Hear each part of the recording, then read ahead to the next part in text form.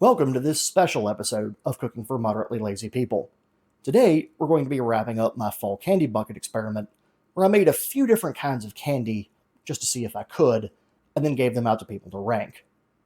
Not all of them were hits the first try, but all in all, I would still say this experiment was a success. I should point out the recipes I'm presenting in this shorts, which are the same ones I'm presenting in this video, aren't necessarily the ones that made it into the candy bucket itself. I made modifications to the recipes that I put online based on the feedback I got from the experimental data. So, the ones you see in the shorts and the video are the final product. Of course, you're welcome to modify them as per your tastes, because that's how recipes work after all. That being said, let's talk about what's in the old candy bucket. I made 5 different kinds of treats for this experiment. I made caramel hard candy, maple candy, cinnamon discs, peppermint discs, and lemon candy. 4 out of the 5 of those were the ones I was most interested in making, and the 5th kind of happened by accident. Or, more accurately, I think it happened because the recipe was mislabeled, but we'll get into that momentarily. I wanted to have people rate the candy and see how good it was in their opinions. I gave them out to friends, family, coworkers, and pretty much anyone who would take them. Granted, giving out hard candy to people, even those you know, can come across as a bit creepy. Like, people are looking around to make sure you're not driving a white windowless van kind of creepy. So part of this experiment was figuring out how to get people to try them while skipping past the inherent awkwardness that would come with doing so. Putting out a rating sheet at work helped. People saw the sheet and were interested in trying and rating the candies without me around to be like, no, I promise, they're fine. I didn't put anything weird or air quotes special in them. After a few days, I collected the data and evaluated it. Let's see how each candy did in the rankings. First, we'll take a look at the overall data. I got 62 ratings total across all 5 candies, using a 1 to 10 scale. The range was 4 to 10. Looking at this convenient little graph, it's apparent that the data is primarily in the 7 to 9 range, with 4 values of 5 or lower, and 6 values of 9.5 or 10. The median score was 8, and the average was 7.8, so these confections were considered mostly quite tasty. Of course, looking at the overall scores combined could mask either an exceptionally good recipe or an incredibly terrible one by muddling the numbers. So I do want to tease out these scores on the individual pieces. We'll begin by taking a look at the caramel and maple candies. We're going to have to look at these together because there was a small problem I encountered when having my volunteers rate the end products. All of the candies I made got 12 to 13 reviews each, except these 2. On the rating sheet, caramel had 8 rankings, whereas maple had 17. I noticed, though, that one of the maple ratings had the word crystallized written next to it. The maple candy hadn't crystallized, the caramel ones did. I also noticed that people were having difficulty telling the two apart. They were both brown, and while the caramels were slightly darker and less squishy, that's not easy to see in a black cauldron full of candy. With that information, I know that at least one, and likely a few, of the caramel ratings wound up in the maple column. But because I don't know which ones, I'm just going to have to lump the 2 of them together. I'd imagine they probably each got the same 12 to 13 ratings per piece the other candies did, but without wildly differing scores, I'm not sure it really matters which were which. The maple candy is the simplest of all of them. The entire ingredient list is just 2 cups of maple syrup.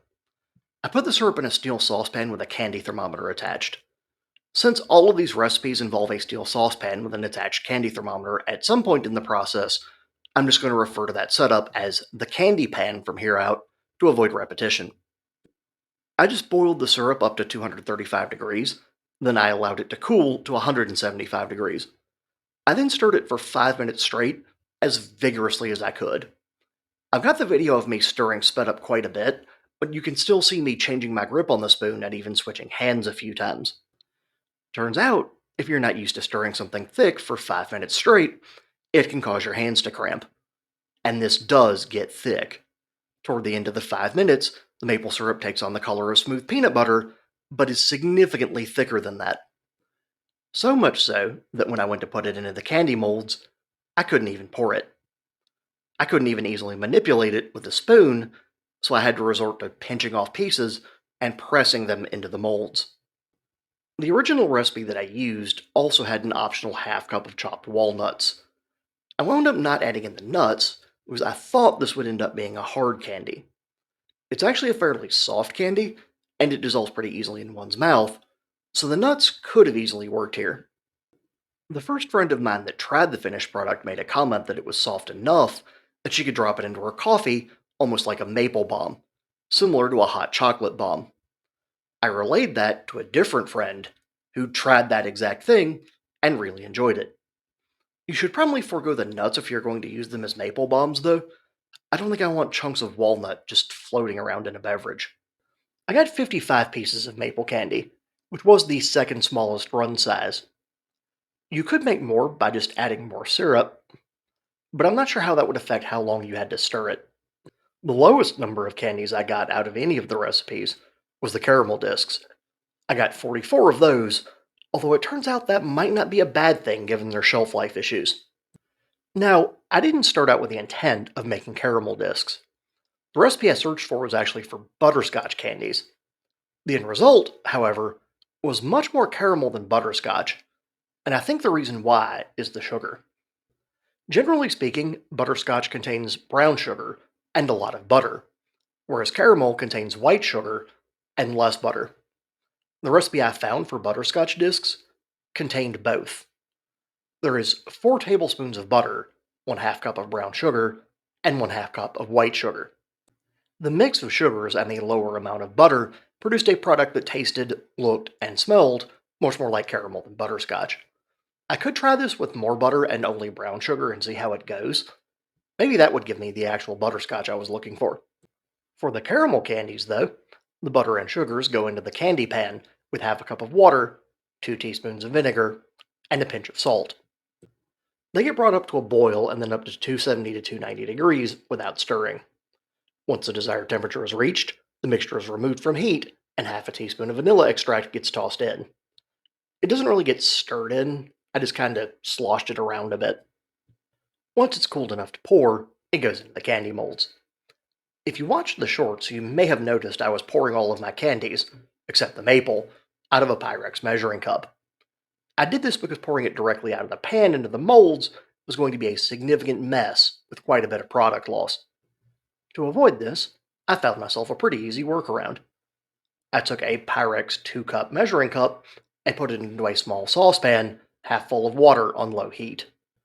This warmed the measuring cup enough to not flash cool the candy, and because it's Pyrex, the heat also wouldn't damage the cup. This way, I could have a much more controlled pour into the molds and minimize the loss of molten soon-to-be delicious candy. For the rest of the video, I'll refer to this setup as the candy cup. After allowing the candies to cool in the molds, I discovered that these are in fact hard candies, not chewy caramels. I cannot guarantee the safety of your teeth if you try to chew on these. Of course, them being hard candies might feed into the main problem with this treat, the crystallization issue. Hard candy in general has a long shelf life. At least most of it does. These hard caramel candies, however, very much do not have a long shelf life. I figured out they have about 1 to 1.5 weeks before they start to crystallize, and that's what happened when I put the candy bucket out at work. The longer the caramel sat out, the more the crystals formed, and the lower the ratings got. As more ratings went into the maple column, which, as you recall, also had at least some of the caramel rankings in it, the score started trending downward. The bottom of the list was mostly in the 5 to 6 range, whereas the higher portion of the list was mostly in the 7 to 8 range. And one of the rankings, one of the scores of 5, even had the word crystallized written next to it. And that was 100% a fair observation. There were crystals in the candy. The vinegar is included in the recipe to help mitigate or avoid the crystallization problem, but in the quantity I used it, it only worked for a few days. I don't know if the caramels would stay fresher longer with more vinegar, but I also don't know how that would affect the flavor. So how did the brown candies rate? They had a range of 5 to 10 over 25 combined reviews, with a median of 8 and an average of about 7.6. Even with the crystallization of the caramels, these were quite well received, it seems. If I make these again, I may or may not add nuts into the maple, just to see how it goes. I definitely won't ever make a double batch of the caramels because while it would be easy to double the recipe, I'm not sure I can eat and or give away that much candy in 10 days. Everything in the caramel recipe is divisible by 2 though, so it may be worth seeing if making half batches could work. Next in the bucket are what I'll refer to as the translucent candies: cinnamon, peppermint, and lemon. I'm calling them translucent because I minimized the food coloring I put into them, leaving them partially see-through. I did that because, 1, it's really in vogue socially to hate on food coloring at the moment, and that might not be entirely without merit. 2, food coloring in large enough quantities can adversely affect flavor. And 3, making the candy translucent just made it look better. More than one person described the translucent candies as pretty, and I would tend to agree with them. I even joked that you could use them as decorations by getting the backs of them wet and sticking them to things.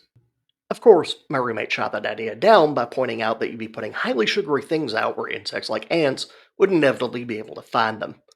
And if you want ants, that's how you get ants. We'll start with the cinnamon discs. They were actually my lowest performing candy in the bucket, and I think the reason why is pretty clear. The most common feedback, and in fact, basically most all of the feedback I got on them, is summed up in 3 words: needs more cinnamon. Cinnamon oil is the flavor driver in this confection, and cinnamon oil is an interesting substance. For starters, there's a warning on the label not to let it get in direct contact with your skin because it can be an irritant. When I first saw that, my initial response was, how is it legal to put this in food? You also need to be careful when ordering cinnamon oil not to order the essential oils. Those are definitely not food. The recipe I used gave a range depending on whether or not you wanted sweeter or hotter cinnamon candies. I was going for a store-bought cinnamon disc vibe, but I also didn't want to make the candies caustic, so I worked from the bottom of the range. Because of that, I did not get the professionally done cinnamon disc flavor. I got a sweeter flavor instead, and I think that led to lower scores on this entry because I think it wasn't meeting people's expectations. And like with the crystallization comment about the caramels, I think that's a fair criticism. I liked what I got, but I certainly did not hit what I was aiming for. Cinnamon was the only candy to draw a 4 rating, in fact, and I'm pretty sure the reason was it wasn't what the person who rated it was expecting or hoped for. I happened to be standing there when that person gave the rating, and I was able to hear his feedback. That being said, I'm pretty sure the same person gave the peppermint candies a 10, so the 4 score wasn't an indictment of my confectionery skills in general, just on how much cinnamon needed to be in the cinnamon candies. The recipe for the cinnamon discs is pretty straightforward. It's 2 cups of sugar, half cup of water, and 2/3 cup of light corn syrup into the candy pan. Place it on the stove on medium for about 5 minutes until the sugar dissolves, and then crank it up to high. When the mixture reaches 300 degrees, also known as the hard crack stage, we'll remove it from heat and add in half a teaspoon of red food coloring and cinnamon oil. The recipe calls for 3/4 to 1 teaspoon of cinnamon oil. If you like it spicier and more like the store-bought variety, add in the full teaspoon, or maybe even more. If you want sweeter, less spicy cinnamon candies, use the 3/4 teaspoon.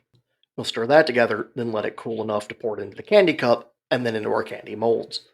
This produced around 90 pieces. So how did it rate? As I've already stated, this was the low performer. It had a range of 4 to 10 with 12 reviews, with a median of 7 and an average of just above 7. While this was the only median score below 8 and the only average under 7.5, it was still effectively a 7 out of 10 rating. This was still a good candy, it just, as everyone pointed out, needed more cinnamon. The peppermint candies are the next on the docket. Peppermint extract can be kind of tricky. I feel like it's a lot less forgiving than the other extracts. The running joke as I was describing the full candy bucket experiment to people was that I needed to be careful with the peppermint ones because they could wind up tasting like toothpaste. Needless to say, I wanted to err on the side of caution with it, similar to how I did with the cinnamon oil. And let's just say I was too cautious on the first run of the peppermint discs. I went through the steps to make them, poured them into the candy molds, and then prior to wrapping them, I decided to try one. And I might as well have drunk the Caro syrup straight out of the bottle and saved myself some steps. This did not need more peppermint, it needed some peppermint. Any peppermint would do. I gave one of the pieces to one of my friends to try, and she stated she probably wouldn't have eaten a second piece. I was feeling the same way, so into the trash round one of the peppermint discs went. Spoiler, that won't be the only time that happens to a run of candy in this video. I cranked up the peppermint extract for round 2 and decided that I had probably reached the bottom end of what was an acceptable level of peppermint. I felt like I could use more, but I like really minty things, and again, best to cautiously work my way upwards. In this case, however, unlike the cinnamon discs, it appears to have paid off quite a bit more. I did find a slightly amusing thing with the recipe that I found for this candy. It instructs the user to combine the ingredients into the candy pen, cook until the last few minutes, reduce the heat, and allow the candy to approach the hard crack stage more slowly. It never actually told me, though, what temperatures to use, only to cook, and then cook slightly less. Because I had already done the cinnamon discs by this point, I had some idea of what I was doing. If this is your first attempt at making candy, though, some better instructions would have been useful. It turns out the peppermint candies are similar to the cinnamon ones, just with some slightly modified steps. We're going to go with 2 cups of sugar, 1 cup of water, and 3/4 of a cup of corn syrup into the candy pan. It goes on the stove on medium-high, and we stir the mixture until the sugar dissolves. Once that happens, we'll let it sit on medium-high until it reaches 275 degrees, then drop the heat to medium.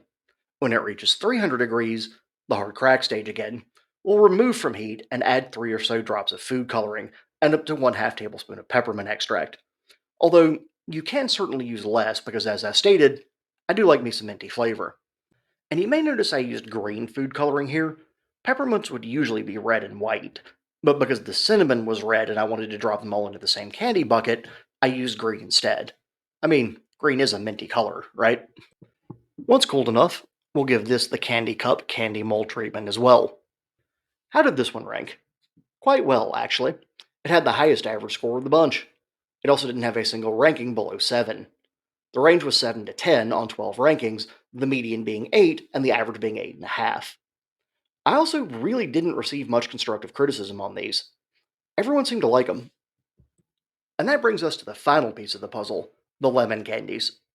Prior to this experiment, I didn't know you could just buy citric acid. I also didn't know what sizes citric acid comes in. Long story short, I now own 2 pounds of citric acid, minus 7 teaspoons. If anyone knows good uses for citric acid, please leave them in the comments. Please.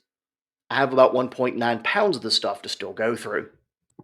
I also learned by doing this that the sour taste of lemon candies, and sour candies in general, comes from the citric acid. That will become important momentarily. The original recipe was for lemon drop candies, not lemon discs.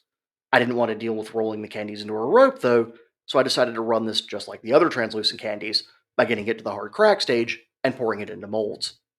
Other than that, I used the ingredients exactly as listed in the recipe. And holy crap, did it not go well flavor wise. This was the second of the 2 runs of candy that went straight into the garbage. I didn't even bother asking a friend to try this one. I put one in my mouth and then directly emptied the candy molds into the garbage. The first version of this was, in my opinion, pretty foul. I then did a second batch of the lemon candies, but with more lemon extract and less citric acid.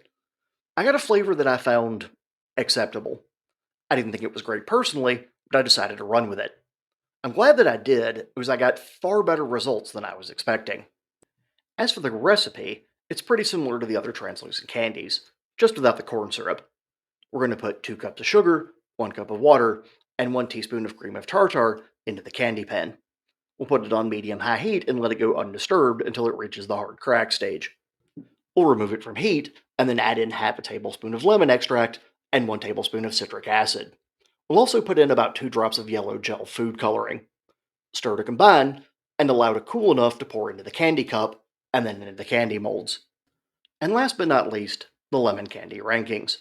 The range was 5 to 10 on 13 rankings, with a median of 9 and an average of 8.3. The average was slightly lower than on the peppermint discs, but the median was higher. That was because of the 5 and 6 rankings the lemon candies got. And I know exactly who gave them the 5 ranking. You're listening to them. I thought it was the weakest effort out of the group personally, but my test audience very much disagreed. The funniest part to me was the 6 also came from a family member of mine. If you take my family members and my rankings out of it, the lemon candies didn't have a rating below 8. They'd have averaged 9 out of 10. Apparently, I don't know what a good lemon candy is, but I somehow know how to make them. at least according to the members of my test audience that I don't happen to share a bloodline with. So overall, how do I consider this experiment to have gone? I wanted to see if I could make candy. I definitely can. I wanted to see if I could make good candy. My weakest effort was rated 7 out of 10, so I think that's an affirmative as well. I wanted to see if I could turn my office into a test lab and not run afoul of HR. I succeeded there too. I even picked up a few subscribers to the channel from folks around the office I hadn't even met until I put the bucket out. As far as the candy itself, it was all rated somewhere between good and very good, and no one rated it as terrible. Even the one 4 out of 10 score is only slightly below average, and the reasoning behind it was sound. I do want to take a moment to thank the family, friends, coworkers, and even a few random people who tried the treats and gave me feedback. The candy bucket had 3 dozen pieces of each candy in it, and I got a total of slightly more than 12 ratings per candy. So, either a third of the people who took a sample rated it, or everyone who gave me a rating took 3 pieces. Or, you know, somewhere in between. Granted, I would have liked to have gotten more than a dozen ratings per candy, but I do this channel purely in my spare time, so I don't have the limitless time or resources to make enough candy to get a huge sample size. And as a not scientifically significant experiment, I feel like the smaller sample size is okay. Please do let me know in the comments, though, if you make any of these, and if so, how it goes. I go into a bit more detail about how to make these in the associated YouTube shorts for each candy, which are in the Cooking for Moderately Lazy People playlist, along with all the other recipes I've done for this series. I realize this is a much longer Cooking for Moderately Lazy People video than usual, but this is the first time I've ever tried an experiment like this. If you enjoyed this and would like to see me try other experiments similar to it in the future, please let me know that in the comments as well. Also, feel free to give this video a like and subscribe if you enjoyed it. As always, thanks for watching, bon appetit, and happy Halloween.